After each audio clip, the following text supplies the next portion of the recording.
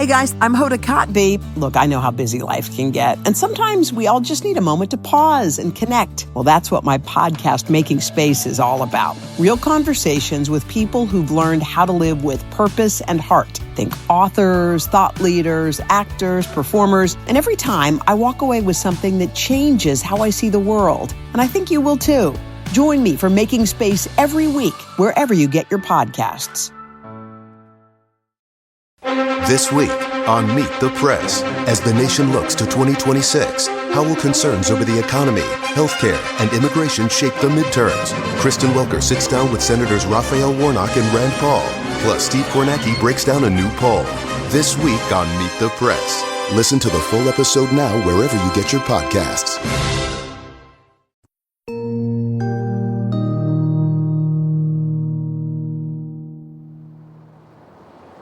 The investigation was less than perfect, but is there enough evidence to convict Michael Skakel? The jury is about to decide. In early June 2002, after a month of testimony, Michael Skakel's trial drew to an end. Prosecutor Jonathan Benedict and Michael's defense attorney Mickey Sherman presented their closings on a Monday. Dominic Dunn has been following the Moxley case for years. Mr. Dunn, good morning. I know you were quite impressed with Jonathan Benedict's closing arguments. You said he electrified the courtroom, in fact. I mean, I thought it was one of the greatest closing arguments I have ever seen, and I've seen a lot of them now over the years. For the first time, I thought that the possibility of a conviction existed, and I had not thought that through the whole trial. On Wednesday, the jurors sent a note to the judge requesting to review 3 pieces of evidence. Andy Shakespeare's testimony, where she said Michael absolutely hadn't left the Skakel house that night and gone to Sursum Corda. Julie Skakel's, in which she admitted she'd said Michael come back here after the Lovemobile had departed the driveway. And Helen Ix's, who had to admit on the stand that she had no specific recollection of Michael getting into the car nearly 27 years before. It was clear if Michael stayed or went was a primary concern. And then, on Friday morning, June 7th, the jury sent word they'd reached a decision. Guilty. All of a sudden it's closing and I'm guilty. Done. Like, what happened? Took my breath away. Absolutely last thing I thought would happen. Michael Skakel was cuffed, put into a transfer van, and taken 45 minutes north to Garner Correctional Institute, Connecticut's prison for men with mental health problems, and the first stop for newly incarcerated inmates. A place that Stephen Skakel said could have doubled as the ward depicted in One Flew Over the Cuckoo's Nest. He left behind his 3-year-old son, George. Michael's marriage to his wife, Margot, had fallen apart under the strain of his arrest and trial. Michael says he never saw it coming. The mother of Martha Moxley says the prison sentence given to Kennedy relative Michael Skakel Thursday was reasonable. Skakel was given 20 years to life for killing the teen almost 27 years ago. His attorney plans to appeal. I don't imagine what Dorothy Moxley experienced after the trial could really be called joy, but her relief was palpable. I just could hardly believe it. I thought, no, I just imagined it. But, I didn't. So, I'm very pleased. I'm hoping now that I can go out and help other mothers who've lost their children and, feel as though there's no hope. Martha's brother, John Moxley, was also vocal in his feelings about the outcome. Yeah, his life has been hell for 27 years. I mean, it's clear that the consciousness of guilt has followed him wherever he went. Perhaps now, maybe he can start to find the other side of that. For the Skakel family, the conviction was a devastating and unexpected blow. In front of a bank of cameras outside the courthouse, Stephen Skakel, whose raspless voice you won't even recognize, made a vow to the media. I know Michael, and I know that there is no way on earth he could have done this. I love my brother, and I believe in him 100%, and I will fight till the last breath in me to get him freed.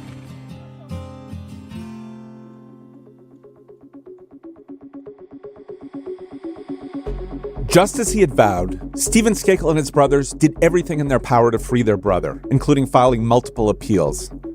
We'll get more into the details of those appeals soon, but suffice to say, convictions are incredibly difficult to overturn. and the wheels of justice are notoriously slow-moving. In the meantime, Michael counted the days from inside a cell. In prison, everyone says they're innocent, or a lot of people do. But there were a lot of people in there. I mean, the real gangsters, they're like, man, you don't belong here.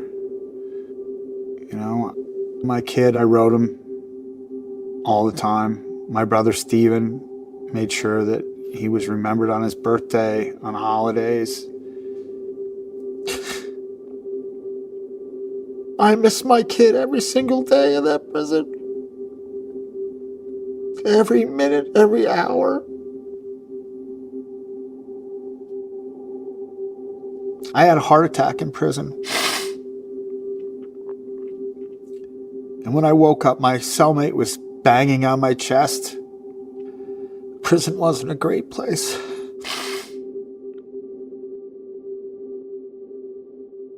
As I've mentioned before in the series, the first time I heard Michael Skakel's name was when he was arrested for Martha's murder.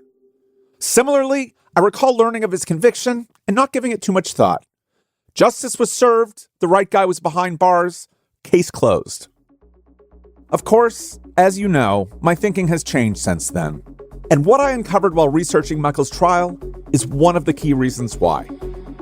Jonathan Benedict may have pulled a rabbit out of his hat with his closing, but as you heard Dominic Dunn reiterate a moment ago, up to that point, pretty much everyone agreed that the case was an obvious loser. Michael's first cousin, RFK Jr., an attorney himself, had attended the trial briefly.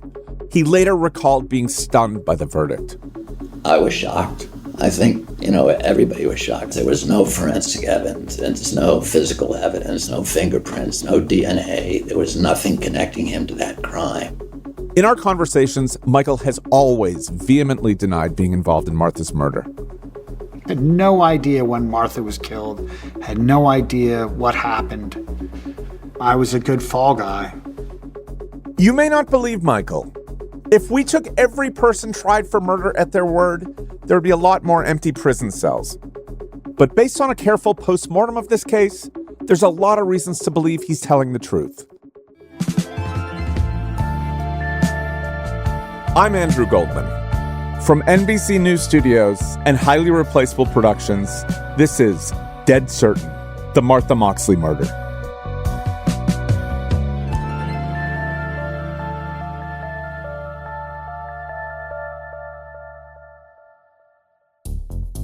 You've probably determined by now that Michael is a complicated character. I happen to like him, but I can understand why others, authorities certainly, some of his peers, and even some of his own family members might not. He's not everyone's cup of tea. He's crass, a cut-up, a wise-ass, but also deeply damaged, and has a manic energy that can be exhausting. Talk to enough Belhavenites, and you'll hear a dozen crazy stories about Michael's youth, like that chocolate cake he filled with mud and delivered to a neighbor. One way to put it, Michael has a personality that makes it easy to wag and even point a finger at him. Traits that may have rendered him particularly vulnerable to prosecution.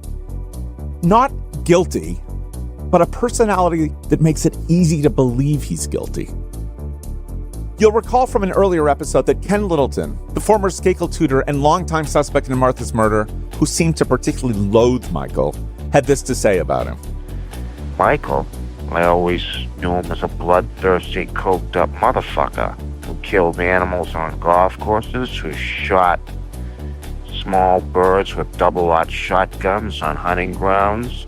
Ken claimed that Michael caught and crucified a chipmunk or squirrel with golf tees while they were playing a round at Greenwich Country Club. Kids killing or harming animals in childhood is an oft-cited predictor of future violent tendencies. Michael denies that he ever took part in any kind of passion of the rodent. It's so nonsensical. Something about killing chipmunks with... I don't know how you do that. I mean, I'm not Jackrabbit Slim. I can't run that fast. And I don't believe I ever played golf with Ken Littleton. Ever. I looked into it and found no evidence that Ken's story is true. But I also thought about it. Imagine the practical difficulties of carrying out a crucifixion on the busy fairway of an exclusive, well-staffed club. Ken, I believe from my research, was just repeating a rumor he'd heard. Even Mary Baker, who was on the other end of that call when Ken spoke of it, told me she never once believed Ken's squirrel tale. Michael also told me he did coke for sure, but not at 15, and only for a couple years prior to getting sober in 1982. Ken Littleton's accusations may have played a small part in convincing investigators that Michael was Martha's killer. But the real heart of the case was the witness testimony the state put on at trial. As Prosecutor Benedict would say in a 2002 interview, when asked why he was so sure that Michael Skakel killed Martha, ask those witnesses, many reluctant, but those witnesses who we put on, who all provided the various incriminating statements by Michael Skakel. I think that tells me who did it. The statements Benedict references ranged in their level of incriminating. Some witnesses, like Michael's friends Andy Pugh and Michael Meredith, claimed they'd heard him tell the masturbation story. Others said they'd heard Michael wonder if he could have killed Martha and somehow not remembered it. But the most serious allegations were made by the three so-called confession witnesses, who claimed they'd heard an explicit admission by Michael. One of them, Jerron Ridge, retracted her statement on the stand. The other two, former Elan students John Higgins and Gregory Coleman, were problematic. But as Jonathan Benedict would posit after the trial, I suspect jurors wanted to believe they were telling the truth. I think juries are able to sift out what's real and what's not. I think the grains of truth in what many witnesses said are very easy to understand. In the last episode, you heard the meat of the confessions that Higgins and Coleman claim they heard. To continue the meat metaphor, confessions, by the time they get to trial, may appear to be as smooth and gristle-free as filet mignon, but when you dig in a bit, they're actually more like hot dogs, perhaps outwardly appearing uniform and neat, but disguising some less than savory processes that occur behind the butcher's doors. I want to take you behind those doors, show you how the proverbial sausage got made. 39-year-old auto mechanic John Higgins was far from the type of witness a prosecutor dreams of. First, he hadn't kept his nose clean after Elan. He had a rap sheet with 6 arrests, including ones for theft and battery. Higgins first landed on GAR's radar in the fall of 1996 after he got a call from Chuck Segan. You'll remember Segan from earlier episodes of this series. He's the one who called the Greenwich police to report that Higgins told him that Michael Skakel had confessed to Martha's murder. But what we haven't talked about is that Higgins didn't tell Segan this while they were both at Elan. And he didn't even tell him in the 80s, when the pair regularly got drunk together. We drank a lot of beer, and we did this several times, and we talked about Elan. We love talking about Elan. You can go and go and go about your memories. All those times that we were talking and drinking and bringing up all this, he never once mentioned that he heard a confession. That is, until the spring of 1996, a couple months after the Unsolved Mysteries episode about Martha's case aired, when, after a period of estrangement, Segan and Higgins reconnected. He called me, and he wasn't nice. Yeah, I heard you're looking for me. Yeah, man, I just wanted to say hi and just see what was going on. Yeah, well, listen, did I ever tell you that Skakel confessed to me when we were at Elan? What? Why are you telling me this? Why aren't you calling the police? I don't know. Just felt like it, and hung up. I'm like, okay, what do I do with this? I'm not really the best at coping with normal shit. How the hell am I going to cope with this? Segan says he wondered if just knowing this information made him a target for the Kennedy family or the alleged mafia connections of Elan school director Joe Ritchie. I was wrestling with myself for a long time. But really what came down to it was Mrs. Moxley was on some TV show, Unsolved Mysteries, and she said, if anybody has any information, and this was the mother talking to me, if anybody has any information, can you please come forward? Well, that was it. I found that I didn't have to hold on to this anymore. I'm not an asshole. So I made the phone call.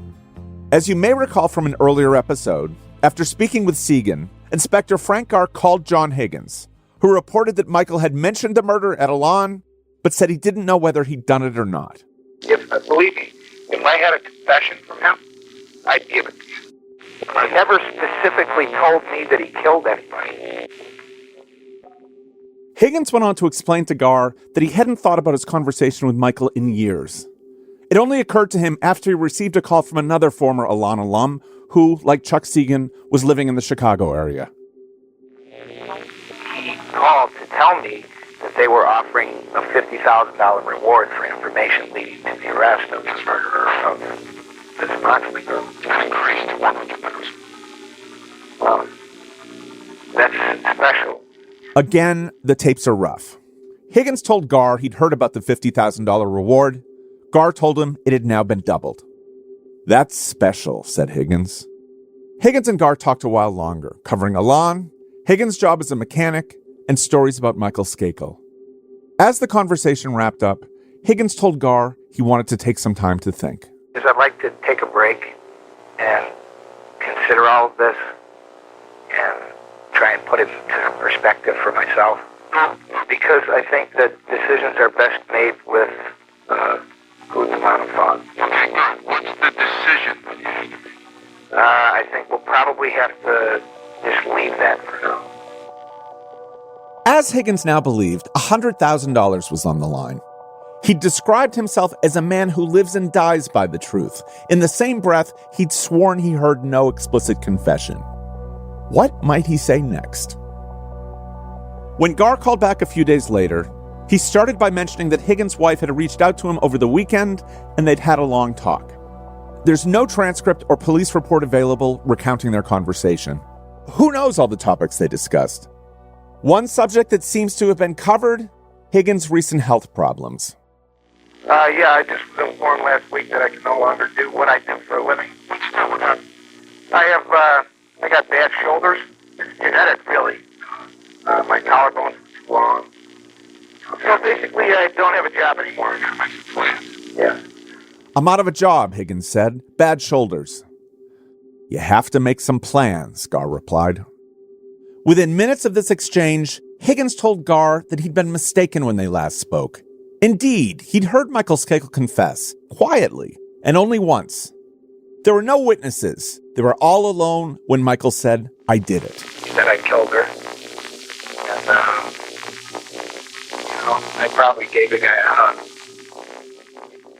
During that second call, Higgins also told Gar that Michael said he remembered being in his own garage, remembered pulling a golf club out of a bag, running through pine trees, and waking up in his bed, with no knowledge of what had happened the night before.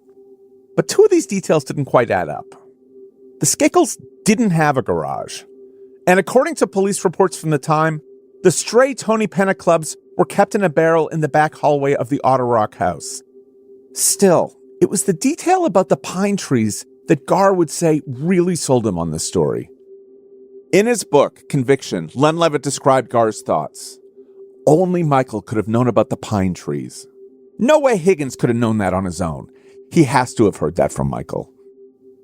I don't know how Gar could even say such a ridiculous thing. By 1996, there had been hundreds of stories that expressly mentioned that Martha's body had been discovered beneath a pine tree. But the tree detail, Gar would say, like the hug, gave the story the patina of truth. What Gar believed in his heart, I can't say, though he later told Len Levitt he believed Higgins. All we know for sure is that with that $100,000 reward on the line, Higgins' story evolved.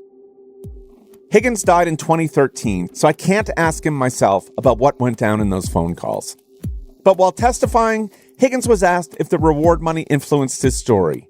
He denied it. Either way, Higgins didn't give Gar a whole lot. One whispered confession, witnessed by no one. But by the time Higgins reluctantly took the stand at trial, that whisper had become a cornerstone of the prosecution's case. Higgins was just one piece of the puzzle, though. The second Elan alum to proclaim that Michael confessed, Greg Coleman, wasn't so stingy with his details, though he made Higgins look by comparison like a Boy Scout. If you recall, in the spring of 1998, when Mark Furman's book about the case was released, the former detective's face was all over TV, fingering Michael as the culprit. One night, Coleman was channel surfing in a hotel room after his wife kicked him out of their house. He landed on a segment about the Moxley We're going to case. take a break. When we come back, I'm going to ask Mark Furman who he thinks murdered Martha Moxley. Coleman's ears must have perked up. 18 years out of Elan, he decided it was finally time to tell someone his story. He called up the local Rochester NBC affiliate. The reporter who fielded the call reached out to the state's attorney's office. Coleman's number wasn't in the phone book, so the state's attorney's office called John Regan, the Coleman family attorney. You remember him, who immediately flagged his concerns about Coleman. He had a bad drug problem. I told this prosecutor in 1998, I don't think you should be using Gregory. For whatever reason, Regan's take was completely disregarded, because a couple days later, Greg Coleman's phone rang. "This is Frank Garr," said the man on the line. Or at least that's what I can only assume he said. There's no transcript of this interview in the police file, or any of Garr's conversations with Coleman for that matter. In fact, the state's second star witness is only mentioned twice in police reports. But we know what Coleman said publicly before he died. In 1998, he testified before the grand jury that he personally heard Skakel confess 5 to 6 times. 2 years later, at another proceeding, Coleman claimed he only remembered 2 confessions, saying he made a mistake during his prior testimony because he was going through heroin withdrawal while on the stand. Coleman would also say, impossible though such a scenario would be, that Michael told him he'd returned to Martha's body 2 days after the murder and masturbated upon her. But logic and consistency be damned, he stood by his story that Michael had confessed. And he didn't just limit his telling of it to the confines of a courtroom. For a quarter century, Greg Coleman was silent. Now, having come forward, the Rochester man has become a star witness. I believe in my heart 100% that he did commit this crime. In February 2001, just a year before Michael's trial, Coleman made an appearance on Rochester's News 10 from the comfort of an overstuffed chair in his cluttered living room. Tall and beefy as heroin addicts go, he wore an unkept Van Dyke beard and his skin appeared waxy as he sweated under the lights in a giant red ski hoodie. For the first time ever, Coleman is speaking publicly about an admission he says he heard directly from Skakel. And the first words he ever said to me was, "I'm going to get away with murder. I'm a Kennedy."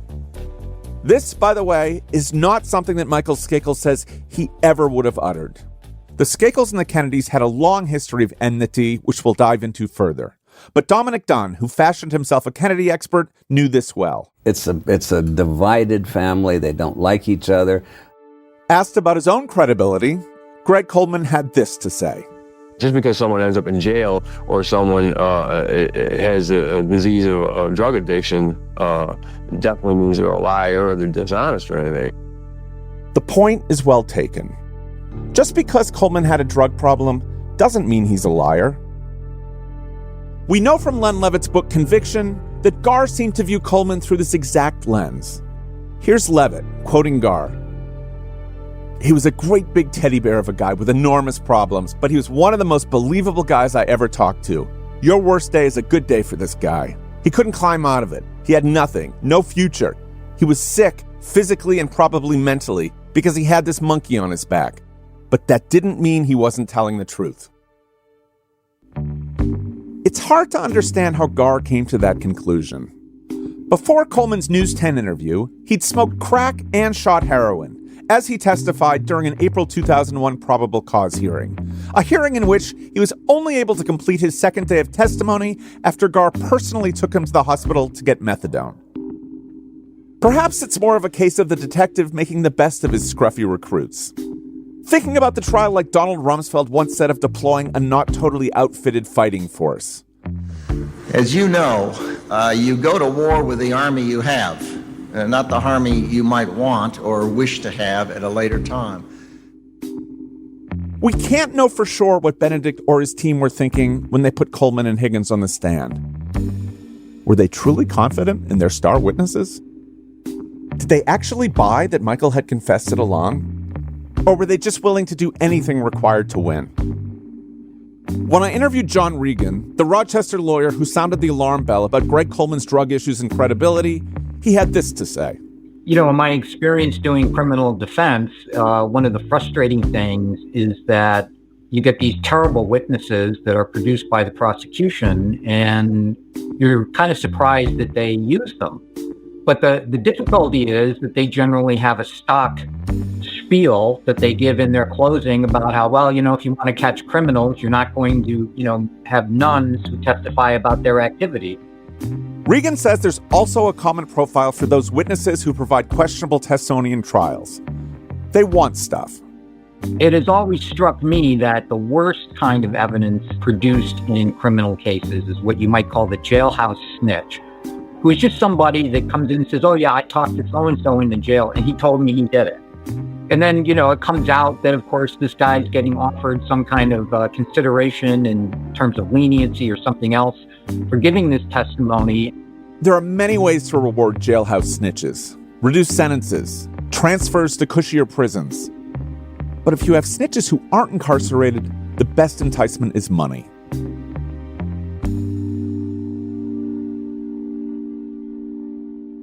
A year after Michael was convicted, John Higgins, Greg Coleman's widow, and Chuck Segan split the reward money. All paltry $20,000 of it. The reward had indeed, just as Garr told Higgins, once been $100,000. The Moxley family ponied up $80,000 in June 1996, several months before Chuck Segan outed John Higgins to Frank Garr, but put a one-year expiration date on giving it away. Here's Segan. You got a little reward money, didn't you, for your... Yeah, I did, and I wasn't sure what I wanted to do with it. I'm like, God, is this ethical? Yeah. Well, I did go through a lot of bullshit. Yes, I'll take it. What did $5,000. $5,000. Segan felt torn that his involvement may have led to Michael's conviction, but he took the money anyway. Coleman's widow also got $5,000, and John Higgins got $10,000. Whether the reward money was a motivating force for them or not, it seems that the state's two primary confession witnesses, Higgins and Coleman, were questionable at best and liars at worst. But for Chuck Segan, the only one of the trio still alive and well, the question of Michael Skakel's guilt still turns restlessly in his head. In our conversation, he said that by the time Michael's trial rolled around, despite testifying for the prosecution, he didn't believe Michael was guilty. But still, he wondered what, if anything, Michael knew about the crime. Segan kept thinking back to Michael's reactions whenever he was confronted at Elan. I was in at least a half a dozen groups when Michael was being confronted. Did you kill her? Did you kill her? Did you kill her? Over and over and over. And Michael would never admit it. He would cry. And I always thought, why is he crying? What is the struggle here? Chuck Segan poses a fair question. If Michael Skakel didn't in fact kill Martha Moxley, why did he have such an emotional response to the confrontations at Elan? Recall that one of Elan's core tactics was the confrontational encounter, a methodology supposedly designed to break students down in order to build them back up, as NBC News would later report. Confrontation therapy comes in various forms. It is supposed to help troubled children. From everything I know about Elan, Joe Ritchie was adept at finding the perfect pressure point to break down his charges, using various sadistic exercises he devised, carried out by his students. And although I understand Segan's point of view about Michael's emotional response, I think most of us would cry if subjected to even a fraction of the punishments that were carried out at Elan. For me, there's a bigger question. Elan and its former students had such a huge hand in getting Michael convicted. So what did actually happen while he was there?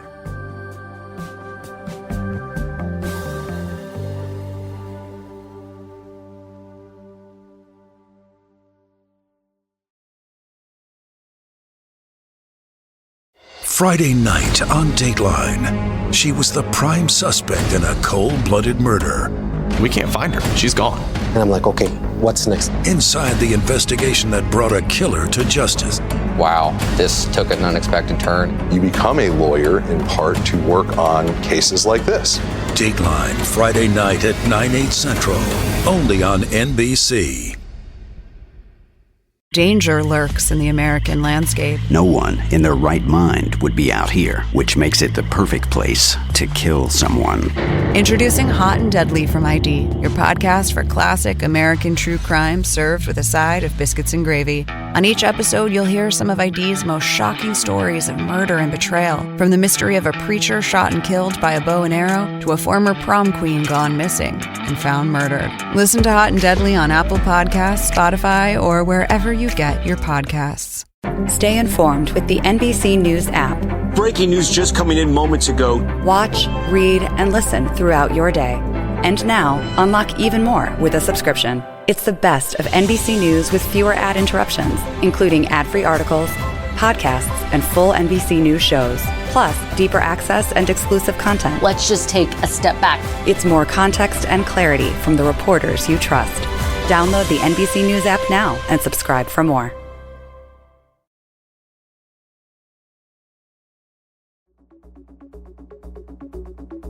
Recall that at trial, prosecutor Jonathan Benedict, in his closing, parroted Mark Furman's theory that Michael was sent to Elan as a last resort.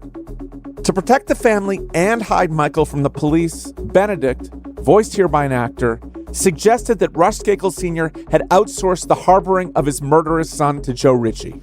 That's what they decided that they had to do with the killer living under their roof. Michael says that's absolutely not true. I had,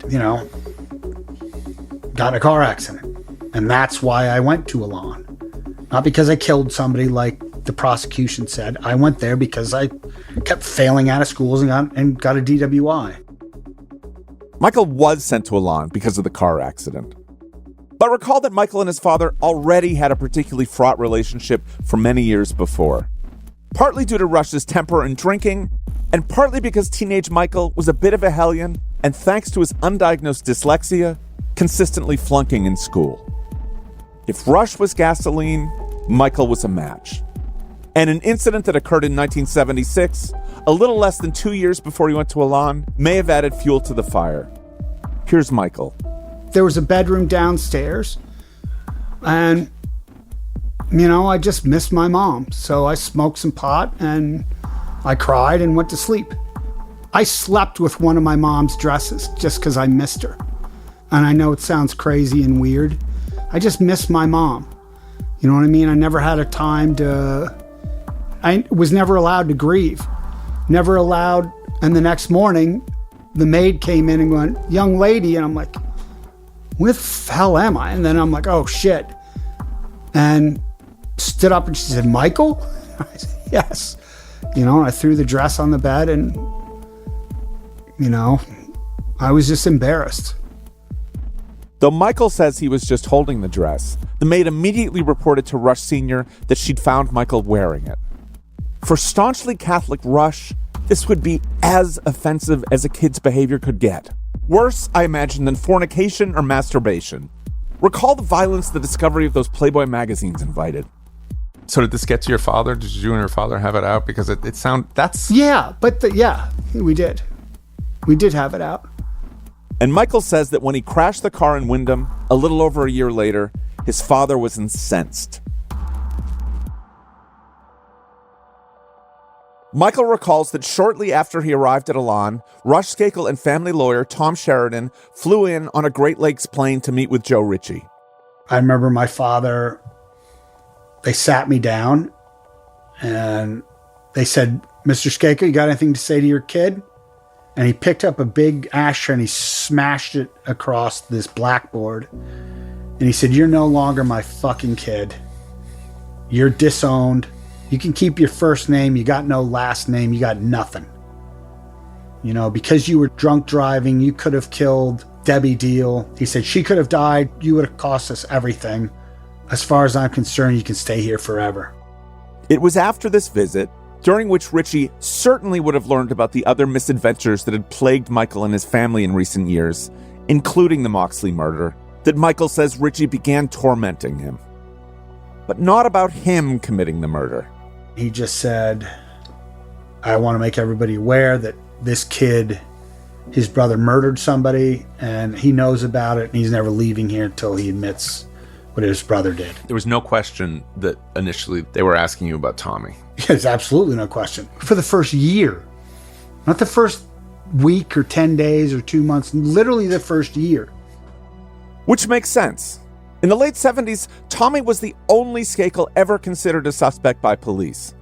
Michael wouldn't even hit their radar for another decade and a half. Brother of a killer was the pressure point that Joe Ritchie used, until Michael was returned from running away that third time, and suddenly things changed. They then called a general meeting. At the beginning of it, he said, screw your brother Tommy, you did this crime. You're the one that did it. I'm like, what? Chuck Segan remembers Ritchie making the announcement to the seething crowd. Joe Ritchie had a file book that probably had, 20, 30 pages in it. And he said, listen, I want to let you know why he's here. What did he say? I can't remember word for word, but he said, Michael is here because there was a murder of a neighbor and they suspect that Michael did it. After that, Michael says, the pressure, the confrontations, the accusations never let up. Okay, Michael, this is important. They wanted, during some of these exercises, they wanted you to admit that you killed Martha Moxley. Is that right?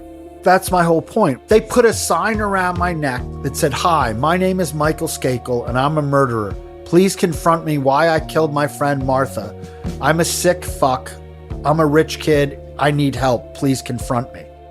I had to repeat that 7 times a day. The entire community had to stop and listen to me do that. Then they had a thing called a haircut, where it was from 1 person to 20, 21 people. And you had to stand there with your hands at your side, and somebody would literally scream at you at the top of their lungs like you're in the military. And they would say, "Michael Skakel, you're a fucking murderer, and you need to admit that you committed this crime. If you don't admit that you committed this crime, you'll never leave here, blah, blah, blah." So they wanted an admission. Oh, they absolutely wanted an admission. I'm like, this is insane. I finally figured out, I finally realized the only way to stop them from is just to say, I don't know. At trial, the state put on several witnesses, including Chuck Segan, who claimed Michael had, at some point, said that he was so drunk the night of Martha's murder, he had blacked out. All I remember in those groups that stood out, and this is what I told the prosecutor, was Michael said he was stumbling and fumbling around the backyard, and he was blind drunk, and he doesn't remember anything. Michael's never denied drinking that night. But he says, while at Elan, he never said he might have blacked out and killed Martha. I didn't even say that. I just said, I don't know. Was there ever an admission? No, never. And this, in fact, was precisely what 4 additional Elan students who testified, including Chuck Segan, said on the stand. That when interrogated in those high-pressure situations about the murder, Michael would break down and cry, but the closest he got to confessing was saying, "I don't know." Another former student testified that she witnessed Michael's beatings and heard Joe Ritchie threaten at least a dozen times, "Skakel, you are not getting out of here till you fess up." But that Michael never did. And someone else, who might surprise you, also backed up Michael's denials. Joe Ritchie. In the run-up to Michael's trial, Joe Ritchie made several public statements adamantly denying that Michael had ever confessed to Martha's murder. Ritchie accused the Elan students pointing fingers of doing so out of greed, apparently referencing the reward money. He told the Hartford Courant, "I think it's absurd. What you've got are a bunch of people who have been intimidated." Who Ritchie seemed to think had been lucky enough to get a crack at intimidating his former students, I'm not sure. When the witnesses were still at Elan, it was Ritchie who obviously relished being intimidator-in-chief, or, as he preferred to be called by students, the god of therapy. Which is another reason that Segan doesn't believe that anyone heard Michael confess at Elan. There were great rewards in funneling information to Ritchie and stiff punishments if he found out you hadn't. If you had that kind of information, man, you had it all. And Joe Ritchie was looking for it. He was hungry. And you're telling me that you're holding back a piece of information? You know what I'm saying. It makes no sense. Kim Freehill, who on her first day at Elan witnessed Michael's beating at a general meeting and would later need to be airlifted to a hospital because of her own, says it's a miracle that Michael didn't crack under the pressure and brutality. You would admit that you were King Kong. You would admit whatever. you would admit anything. You do not know what these meetings were like. Freehill and Michael got close at Elan. He spent a lot of time peeling a lot of potatoes and washing a lot of floors. If he'd truly murdered Martha Moxley, she thought he might have entrusted her with the information. But he'd never in a million years have confided in Higgins or Coleman. He would have shared it with me. He trusted me. I trusted him, and we would exchange cigarettes. He would have trusted me. Michael was way too smart to have trusted those two. Coleman and Higgins, the two biggest bullies in the place who had beaten him alive, not only him, myself. Why would he trust them? Why would you trust somebody that's beating the shit out of you? Michael says he only knew Higgins and Coleman in their capacity as Richie's enforcers, and so he steered well clear of them. I never said a word to Coleman. I never, ever spoke to Greg Coleman. Stayed away from him as much as I could. Twice my size back then, just a bully. Like Higgins, and really, really relished causing pain to people. I haven't uncovered any concrete evidence that Michael actually confessed at Elan. And in 2015, after I reached out to author Len Levitt, who died in 2020, he shocked me by emailing that even he didn't put any stock in the Elan confessions. The state's case, of course, wasn't limited to confession testimony. There was also the question of Michael's whereabouts on Mischief Night, about which his family members had testified, albeit somewhat unhelpfully. And then there was Andrea Shakespeare, who blew a hole in Michael's otherwise largely substantiated alibi by introducing the idea that Michael had never gone to Sursum Corda with his brothers and cousin that night. Remember her actor voice testimony from the last episode? Was Michael Skakel in the house after that car left? Yes. And have you ever had any doubt in your mind about the fact that Michael Skakel was home after that car left from the side driveway? No. From 1975 to today, have you been certain that Michael was home after that car left? Yes. Here's Dominic Dunn after the trial. Andrea Shakespeare was a very, very good witness, saying that he did not go in the car with his brothers to the cousin's house. She placed him at the scene of the crime. Shakespeare was resolute on the stand when prosecutor Susan Gill questioned her. She said she had no doubt in her mind that Michael was home after the Lovemobile left the Skakel driveway, and she'd been totally certain of it since 1975. Try as he might, defense attorney Mickey Sherman could not get her to budge from this point. And after closing arguments, jurors requested a transcript of her testimony, as well as other testimony that supported the theory that Michael hadn't gone. But in my reporting, I uncovered an issue with Shakespeare's statement. Right there in the police file, plain as day, is evidence that what she said on the stand is simply untrue.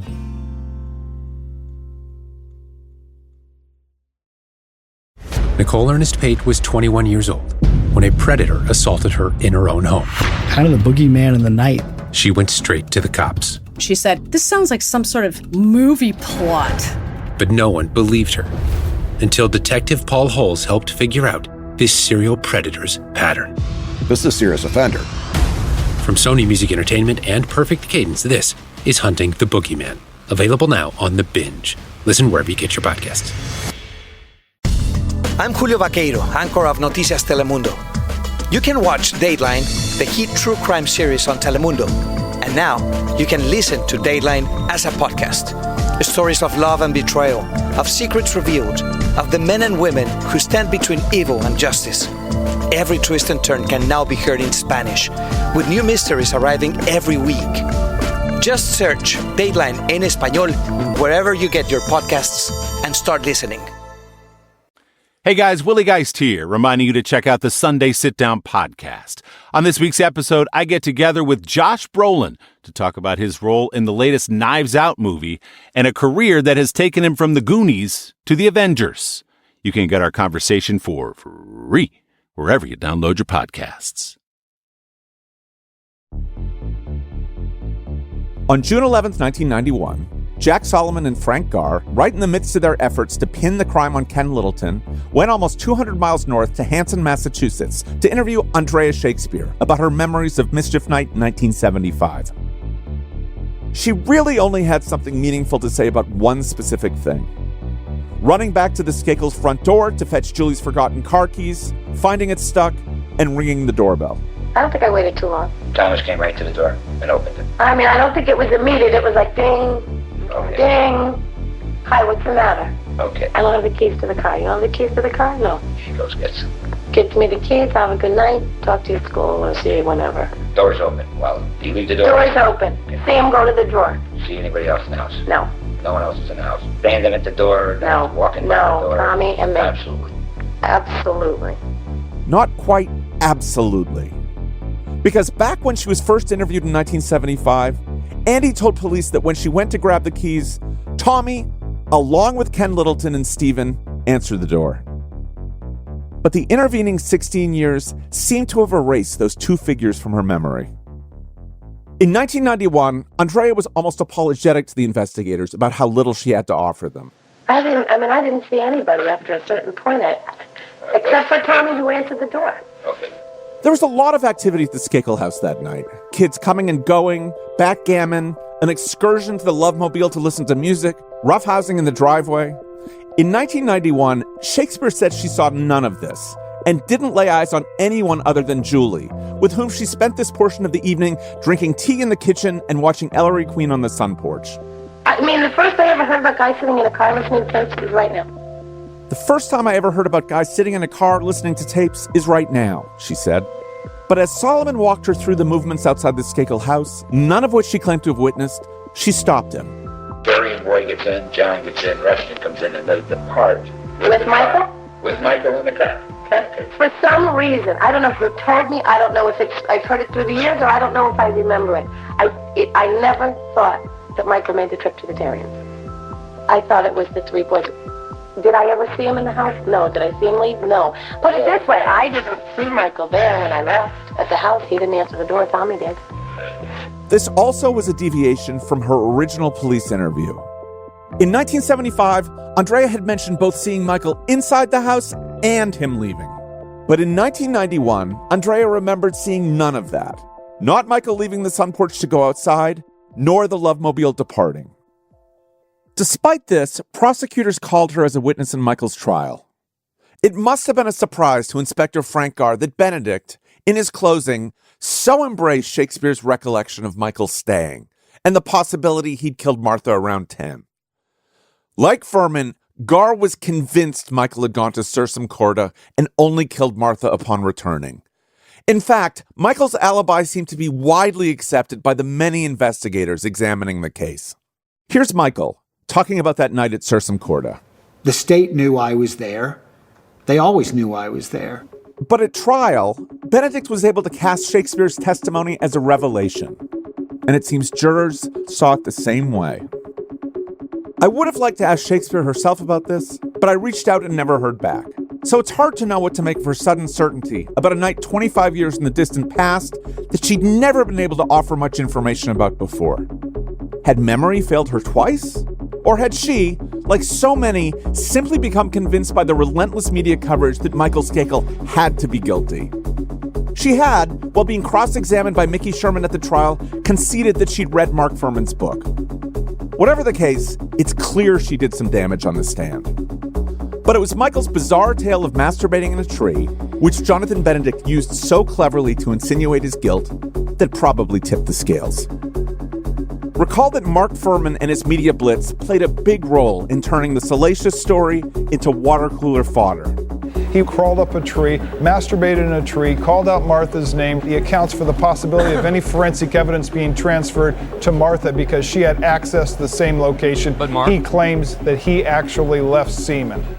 That's not, of course, anything that Michael ever claimed. Though the Sutton worst-case scenario reports, on which Furman based his case theory, do include a mention of masturbation to orgasm, Michael says even that didn't happen. Being a stupid kid, I was thinking about the lady next door and played pocket pool for about 20 seconds, 30 seconds. There was no happy ending. There was no nothing. But once the story got out, the seed, if you'll pardon the expression, was planted. And prosecutors deftly used it to suggest Michael was trying to explain away potential DNA at the crime scene. Michael doesn't like it, but he understands it. I think humans just don't think too deep about things. And I think they equate with, well, if he was masturbating, then she must have been there, so he must have done this, something like that. Since coming clean first to his friends and then Sutton Associates in 1992, Michael has stuck by his story. He got home from Sursum Corda, climbed the tree outside Martha's window, masturbated briefly, and went home. The story hasn't deviated. Of course, it's not just the weird story itself, but also the fact that it only came out years after Martha's murder that's been cited to suggest he's guilty. It's a reasonable question. If the masturbation story is true, which Michael says it is, why did he initially lie to investigators about it in 1975? The reason my story changed between 1975 and 1992, or whatever the Sutton friggin' report was, is pretty simple. Because in 1975, I literally didn't have the emotional or mental tools. When I went to bed that night, I was so embarrassed. I'm like, oh my God, this is so stupid. I'm an absolute idiot. I was so angry at myself. And then to have Mrs. Moxley wake me up, then I was like, holy crap. You know what I mean? It was like the worst nightmare ever. My biggest fear is that I would get blamed for this murder because of this. And that my father was absolutely right. That you're going to go to hell because you had fun with yourself, you know, because you looked at Playboy. And have been ashamed out of my mind ever since for being human, for being a kid, for being me. Back then, at age 15, Michael says, the fear and shame associated with his father's puritanical stance on all things sex-related drove him to lie. But seriously, who among us at any age wouldn't lie about masturbating, especially to cops? But then, things changed for Michael. Alarm happened, sobriety happened, found out I had a learning disability, found a whole new perspective on life. I was able to be more honest about my life and be able to cope with things a lot better. Michael says he owned up to the tree story and sticks by it now because his recovery requires him to tell the truth. One of the major AA tenets is the saying, we're only as sick as our secrets. The idea being that deception is incompatible with sobriety. Michael takes this very seriously. I'd say his devotion to the program rivals his father's devotion to the Catholic Church. Not just even keeping a secret, it's responsibility. It's taking responsibility. I have to be honest about everything, or I'm screwed. That's just the way I'm built. If I'm not honest, then I'm in pain. Whatever you think of all of this, one thing remains true. The state of Connecticut pulled some major abracadabra and won a case that most people thought was theirs to lose. But like all magic tricks, I wanted to know exactly how they did it. Was it simply the questionable witnesses and Prosecutor Benedict's dramatic closing argument? Or was there more? In 2007, after 5 years behind bars, Michael, then 46, petitioned the state of Connecticut for a new trial based on the promise of new evidence, as well as claims that the state had illegally suppressed crucial evidence from the defense. An appeal is like an autopsy of a case. Appellate attorneys dissect everything that happens in the trial, hoping to isolate instances of wrongdoing on the part of the state that might get their clients another shot at freedom. And in Michael's 2007 appeal, his attorneys had some thoughts about how the state might have won their case. Unsurprisingly, one of their arguments was that Gregory Coleman wasn't a reliable witness. Lawyer Stefan Seeger was part of Michael's original defense team and also continues to represent him on a variety of case-related matters. Coleman was such a liar and such a bad person to vest any faith in, even at a probable cause hearing. There was more than enough evidence that Benedict would have known about at the time for him to make a credibility assessment. But that was only part of the basis of the appeal. Michael's attorneys also argued that the prosecution had potentially committed Brady violations. By law, prosecutors must disclose any evidence that could help prove a defendant's innocence or undermine the prosecution's case. If the prosecution fails to do so, it violates the Constitution's due process clause. The state, Michael's attorneys asserted on appeal, had failed to turn over several key pieces of evidence. One was the so-called Morganti sketch of the figure seen by Belhaven officer Charles Morganti near the crime scene close to the likely time of the attack. Remember from our discussion of Skakel tutor Ken Littleton, the sketch that looks remarkably like him? The other was a 43-page suspect profile for Ken Littleton, authored by Solomon and Garr in 1992. Not only would the evidence against Littleton have been helpful, but the report also states that, quote, it was determined, unquote, by the two investigators that Michael did indeed go to Sursum Corda, a conclusion that would have been essential in countering the argument that he hadn't. Garr would eventually be asked under oath why he hadn't turned over the report during discovery. He replied that Mr. Benedict told him not to. The state's stance on this? The materials were a work product, not subject to disclosure to the defense. The appeals court ruled against Michael in 2007, upholding his conviction. Their conclusion on the matter of Coleman's reliability was striking. Michael's original defense team had dropped the ball. The court ruled that the defense should have done more to discredit Coleman. As for the potential Brady violations, not the state's fault, the court determined.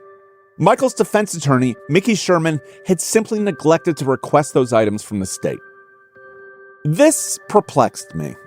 How could Sherman have committed such grave oversights in such an important case? One day a couple of years ago, as I waded through transcripts of the entire trial, thousands of pages of them, I located something even more incredible. And this one wasn't hidden from the defense at all. Recall that Jonathan Benedict would pick up on Furman's theory and run with it, arguing that Michael had only concocted the masturbation story in order to explain potential DNA evidence that might be discovered linking him to the crime. But state's witness Michael Meredith himself testified that Michael related the tree story in that summer of 1987 he spent at the Skakel house. Bobby Kennedy told me, and included in his book, that Michael also told him the tree story 4 years earlier in 1983. The story that he was telling at the time of trial was the same story that I've been hearing for 20 years. I had heard this story since 1983. Here's Dr. Henry Lee, Connecticut's former chief criminalist, who testified at Michael's trial about when he'd first started using DNA evidence in criminal cases. 1989, we started doing that. Lee is referencing his own professional experience in Connecticut. And in fact, 1989 was the only date jurors heard at Michael's trial about the use of DNA in criminal cases. Actually, the very first time DNA was ever used in a criminal case in the United States was in the rape conviction of a Florida man named Tommy Lee Andrews in November 1987, which would have been at least 3 months after Michael shared the tree story with Michael Meredith and more than 4 years after he told Bobby. When Michael told the story to Michael Meredith, DNA just wasn't being used in criminal cases. Was the state suggesting Michael was a prophet, anticipating future science? In Mickey Sherman's closing, when discussing Michael Meredith, did he connect these two very simple points for jurors? That because of these dates they'd heard from two prosecution witnesses, the state's theory was on its face ridiculous? He did not. Why hadn't he? I wondered. I have an answer for this, and I don't say this lightly. It's mind-blowing. Gregory Coleman, the missed sketches, a bad closing. Turns out it's just the tip of the iceberg when it comes to Mickey Sherman. Next time on Dead Certain, the Martha Moxley murder. I said, Stephen, your brother is going to be convicted if he keeps Mickey as his attorney. As long as there's a breath in my body, this case is not over as far as I'm concerned. The man was living a rock star lifestyle to try and mirror and keep up with his rock star best friend. From NBC News Studios and Highly Replaceable Productions, Dead Certain, the Martha Moxley murder is written, reported, executive produced, and hosted by me, Andrew Goldman. Alexa Danner is executive producer and head of audio at NBC News Studios. Megan Shields is our senior producer. Rob Heath is our producer. Nora Battelle is our story editor. Fact-checking by Simone Buteau. Production assistance by Brendan Weissel. Sound design by Rick Kwan, Mark Yoshizumi, and Bob Mallory. Original music by John Estes. Amanda Moore is our production manager, and Marissa Riley is the director of production. Liz Cole is president of NBC News Studios.